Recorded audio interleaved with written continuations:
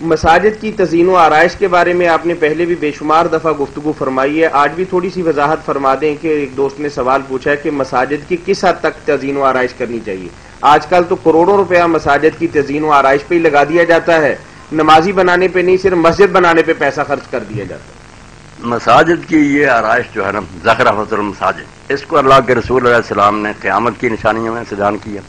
اور فرمایا اپنی مسجدوں کو تم اسی طرح سنوارو گے اور ان کی بیش کرو گے جس طرح یہود نصارہ نے اپنے عبادت خانوں کی، اس کو گناہ قرار دیا۔ اور یہ تو علماء نے صاف کہا نا کہ اگر کوئی ایسا کرتا ہے جو جمع ہوا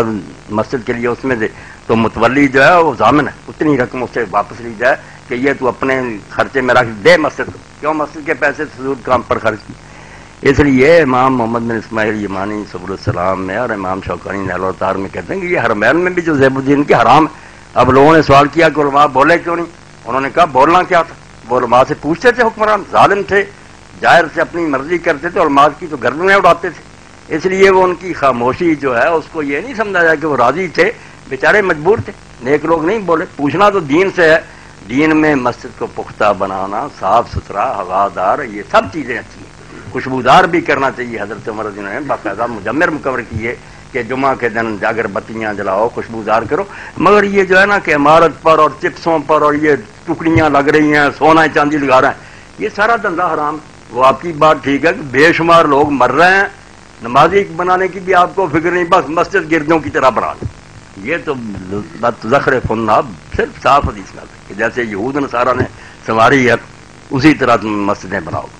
گناہ ہے، مگر گناہ ایسے ہو گیا نا کہ وہ بس ہمیں احساس ہی نہیں رہا کہ گناہ، لوگ نیکی سمجھتے ہیں۔ حاجی صاحب پیسہ لگا رہے ہیں، پیسہ کسی غریب کو دو، بیواویں رو رہی ہیں، بچیاں گھر میں بیٹھی ہوئی، ادھر نہیں دھیان کر، عمرے کرتے رہتے ہیں اور سوچتے ہی نہیں کہ اس حال میں جب کہ ملک میں لوگ مر رہے ہیں، آپ کو پتہ نہیں چلتا کہ نفلی حج سے صدقہ افضل، غریبوں کو دو یہ نفلی حج سے 1000 درجہ بہتر، مگر اس میں چونکہ نمائش ہے، شہرت ہے، ادھر بھاگیں گے، جو اللہ کو خوش کرنے والے کام ادھر نہیں آئے۔ دین نہیں نا مطلوب، دنیا ہی کام۔